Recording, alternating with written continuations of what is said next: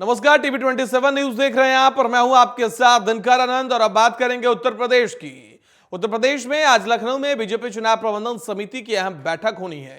BJP प्रदेश कार्यालय पर शाम 4 बजे यह बैठक होगी। यूपी की 80 सीटें को जीतने के लिए रणनीति बनेगी। बता दें कि मंत्रिमंडल विस्तार के बाद बीजेपी चुनावी मोड में आ गई है और चुनाव प्रबंधन समिति के संयोजक इस बैठक में मौजूद रहेंगे।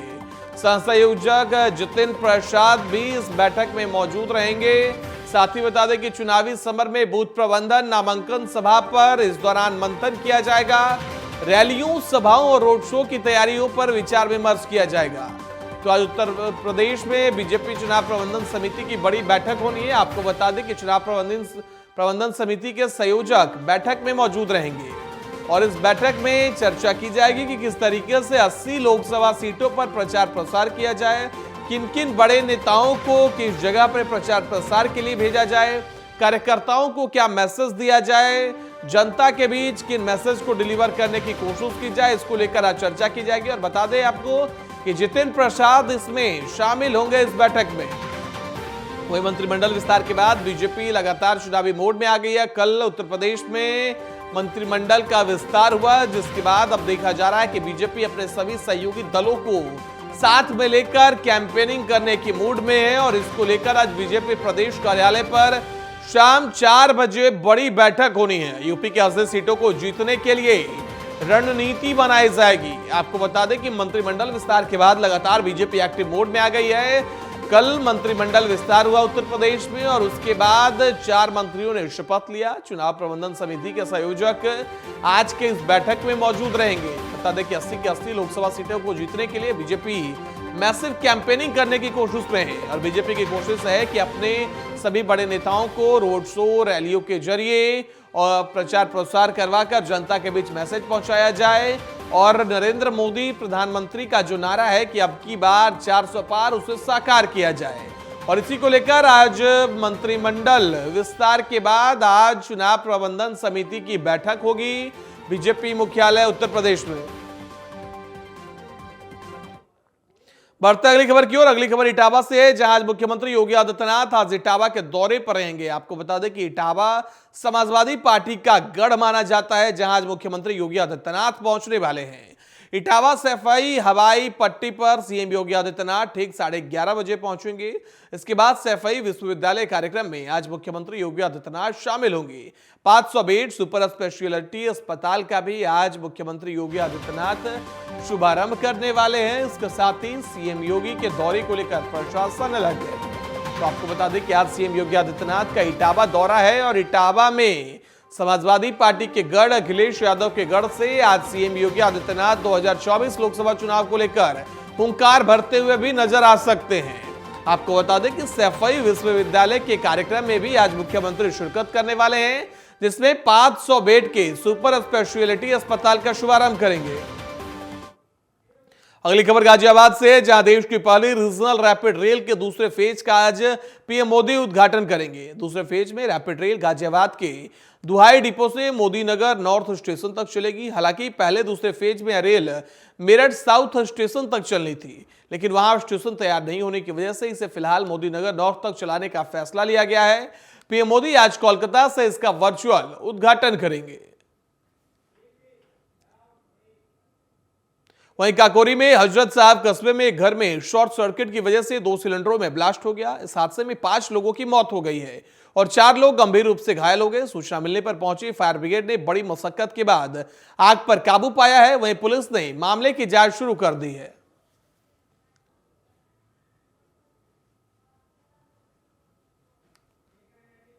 तो काकोरी की यह खबर है, जहां सिलेंडर ब्लास्ट में 5 लोगों की मौत हो गई, वहीं 4 लोग घायल बताए जा रहे हैं। आपको बता दें कि शॉर्ट सर्किट की वजह से सिलेंडर ब्लास्ट हुआ। फिलहाल पुलिस ने सभी को अस्पताल में भर्ती कराया और पुलिस मामले की जांच शुरू कर चुकी है।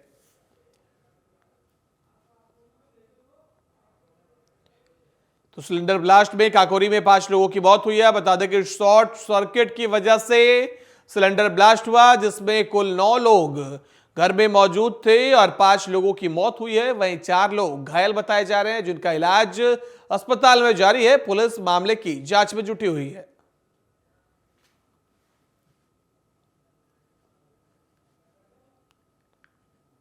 तो काकोरी की यह घटना आपके साथ साझा कर रहे हैं, जहां भीषण हादसा देखने को मिला। शॉर्ट सर्किट की वजह से सिलेंडर ब्लास्ट हो गया। घर में मौजूद सभी 9 लोग इसकी चपेट में आ गए और 5 लोगों की मौके पर ही मौत हो गई। वहीं 4 लोग घायल बताए जा रहे हैं, जिनका इलाज अस्पताल में जारी है। और ये अस्पताल की बाहर की आप तस्वीरें देख रहे हैं।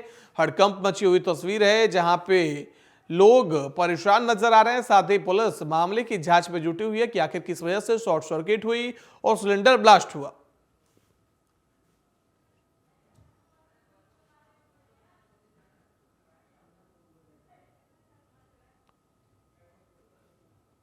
तो काकोरी की यह पूरी घटना आपके साथ साझा कर रहे हैं, जहां सिलेंडर ब्लास्ट में 5 लोगों की मौत हुई है, 4 लोग घायल बताए जा रहे हैं। बता दें कि काकोरी की घटना को लेकर पुलिस अलर्ट मोड पर भी थी। बीजेपी के कद्दावर नेता और उन्नाव से सांसद साक्षी महाराज का बीजेपी कार्यकर्ताओं और नेताओं ने भव्य स्वागत किया है। बीजेपी के सिटिंग सांसद साक्षी महाराज को तीसरी बार बीजेपी ने अपना प्रत्याशी घोषित किया, जिसके बाद वे अपने संसदीय क्षेत्र उन्नाव पहुंचे थे। उन्नाव पहुंचने के बाद की यह तस्वीरें टीवी स्क्रीन पर देख पा रहे हैं, जहां तीसरी बार टिकट मिलने पर कार्यकर्ताओं ने उनका जोरदार स्वागत किया है। आपको बता दें कि अभी वर्तमान में उन्नाव से ही साक्षी महाराज सांसद है और तीसरी बार बीजेपी के आलाकमान ने उन पर भरोसा जताया है।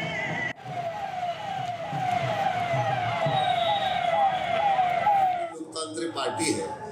आपको पता है कि हम अकेले पार्टी के आधार पर उत्तर प्रदेश में बहुमत में हैं, केंद्र में भी हम बहुमत पर हैं, लेकिन हम लोग मौके का फायदा उठाने वाले लोग नहीं हैं। हम लोग जो वायदा करते हैं पूरा करते हैं। तो एनडीए का मतलब एनडीए। तो जिन लोगों की वांछा थी, कहीं आवश्यकता थी एनडीए में, जो वंचित रह गए थे मंत्रिमंडल में आने के लिए, ऐसे लोगों को आज मंत्रिमंडल में लिया गया है, लिया जा रहा होगा। और प्रभाव तो छोटी छोटी क्रिया का, अच्छे बुरे का भी प्रभाव। बुलंदशहर में भूमाफिया सुधीर गोयल को सीबीआई कोर्ट में पेश किया गया। सीबीआई कोर्ट ने सुधीर गोयल की 7 दिन की रिमांड मंजूर कर ली है। उसे ईडी को सौंपने का आदेश दिया है। बता दें कि भूमाफिया सुधीर गोयल एंड कंपनी पर अवैध प्रॉपर्टी की आड़ में 100 करोड़ की धोखाधड़ी करने का आरोप लगा था।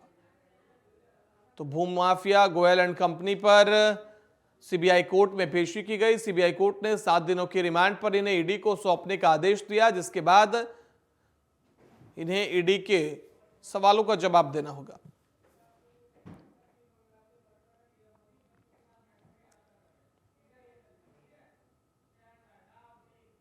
वहीं आपको अब सीधा लिए चलते हैं पश्चिम बंगाल, जहां प्रधानमंत्री नरेंद्र मोदी मेट्रो के उद्घाटन के बाद बच्चों के साथ मेट्रो में सफर कर रहे हैं।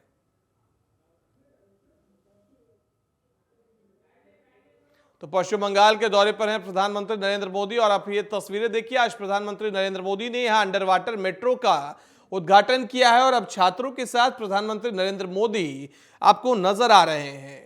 आपको बता दें, आज प्रधानमंत्री नरेंद्र मोदी यहां 16,500 करोड़ रुपए की सौगात भी देंगे और यह देश की पहली अंडर वाटर मेट्रो का आज प्रधानमंत्री नरेंद्र मोदी ने उद्घाटन किया है। और ये अब तस्वीरें देखिए उसी मेट्रो की, जहां प्रधानमंत्री नरेंद्र मोदी स्कूली छात्रों के साथ बैठे हैं, उनसे बातचीत कर रहे हैं, उनके अनुभवों को साझा कर रहे हैं, उनके अनुभवों को समझने की कोशिश कर रहे हैं। प्रधानमंत्री नरेंद्र मोदी का बच्चों के साथ बातचीत करने की यह लाइव तस्वीरें आप पश्चिम बंगाल के कोलकाता से देख रहे हैं। तो पश्चिम बंगाल के दौरे पर पहुंचे हैं प्रधानमंत्री नरेंद्र मोदी। आज पश्चिम बंगाल को 16,500 करोड़ रुपए की प्रधानमंत्री नरेंद्र मोदी सौगात देंगे।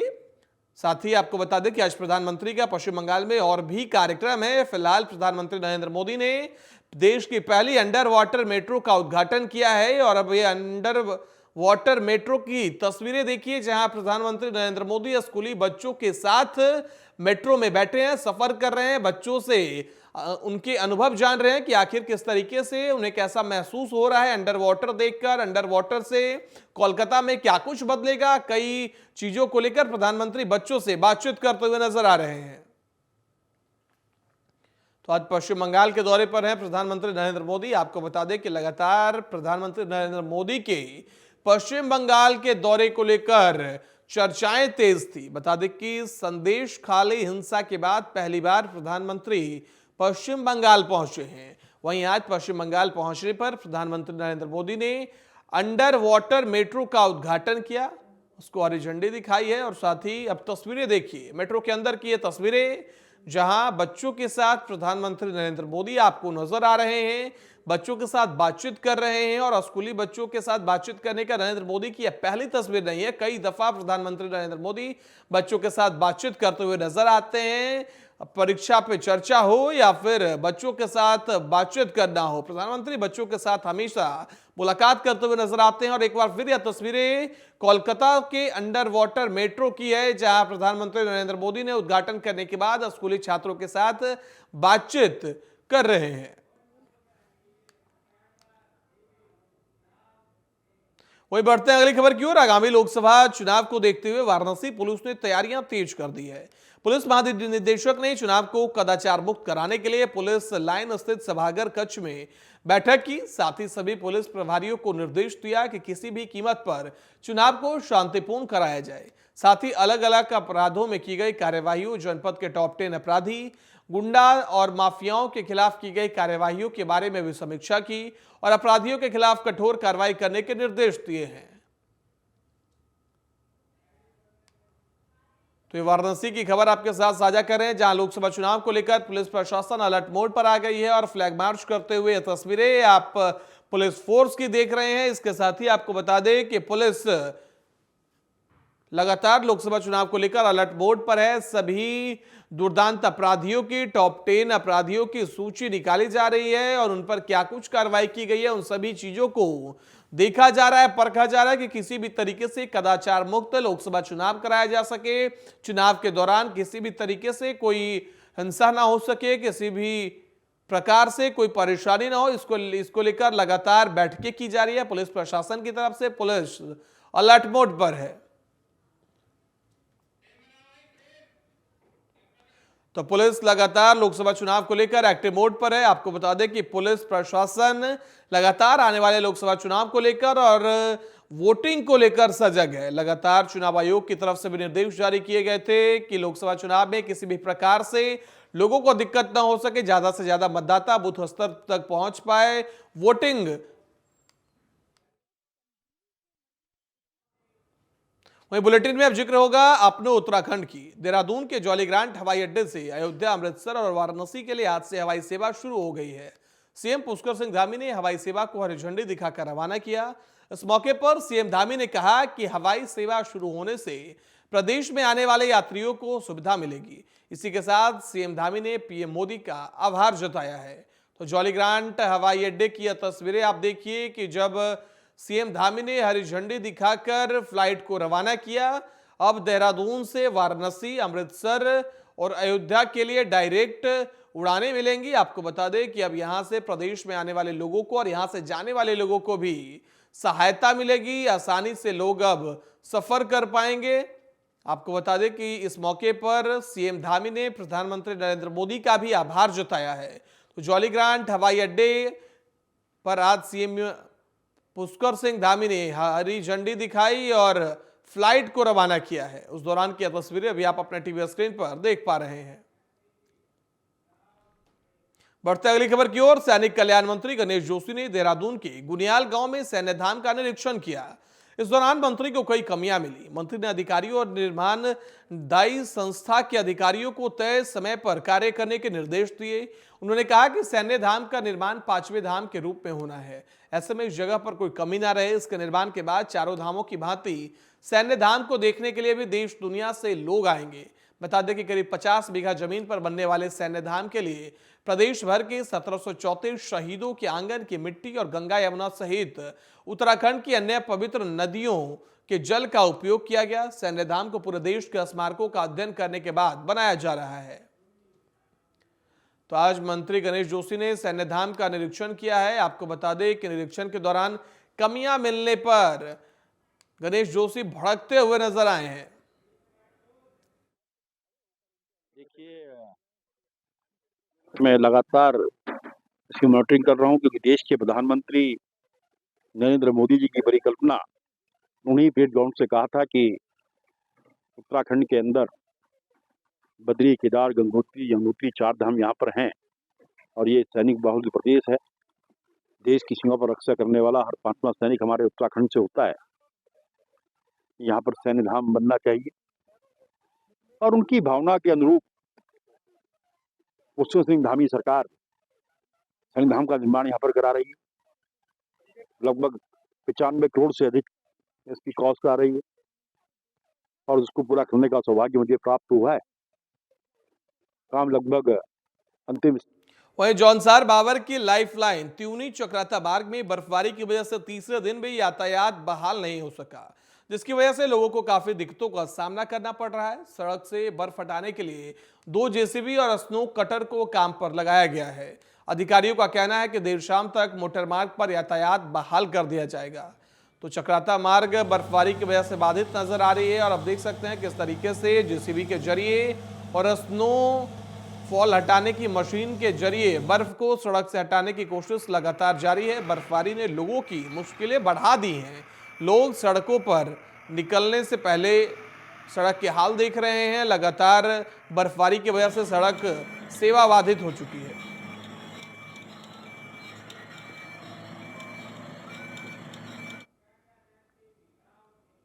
अगली खबर चंपावत से है, जहां पुलिस विभाग का अवैध नशे के खिलाफ अभियान जारी है। इसी अभियान के तहत पुलिस ने एक स्मैक तस्कर को गिरफ्तार किया है। पुलिस ने गिरफ्तार तस्कर के पास से स्मैक भी बरामद की है। पुलिस ने गिरफ्तार तस्कर से पूछताछ कर मामले की जांच शुरू कर दी है। तो पुलिस का अवैध नशे के खिलाफ अभियान जारी है। आपको बता दें कि पुलिस लगातार अभियान चला रही है, अवैध तस्करों को गिरफ्तार कर रही है। वहीं बढ़ते हैं अगली खबर की ओर। शारदीय कांवड़ यात्रा पर धर्मनगरी हरिद्वार में भारी संख्या में कांवड़िया गंगाजल भरने पहुंच रहे हैं।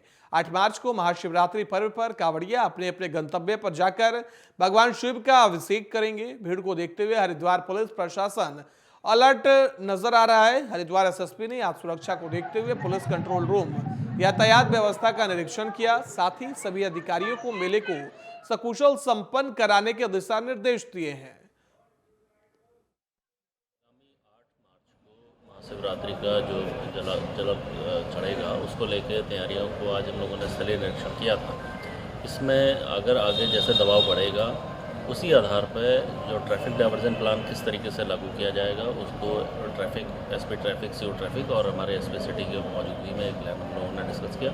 स्थलीय निरीक्षण करके इसको जितना भी फोर्स इनको चाहिए मैक्सिमम फोर्स दिया जाएगा, किसी भी प्रकार का कोई भी कंजेशन ना। चमोली में राष्ट्रीय महिला शक्ति वंदन कार्यक्रम के तहत महिला मैराथन दौड़ का आयोजन किया गया। इस कार्यक्रम का आयोजन जिला युवा कल्याण और खेल विभाग की पहल पर किया गया। इस मौके पर प्रतिभागियों को राष्ट्रीय मतदाता जागरूकता की शपथ भी दिलाई गई है। तो मतदाता जागरूकता की शपथ दिलाई गई है। आपको बता दें कि लगातार मौके पर प्रतिभागियों को राष्ट्रीय मतदाता जागरूकता की शपथ दिलाई गई। जिला खेल कल्याण एवं खेल विभाग की तरफ से इसे आयोजित किया गया था। वहीं वक्त हो चला एक छोटे से ब्रेक का। ब्रेक के उस पार भी खबरें लगातार जारी है।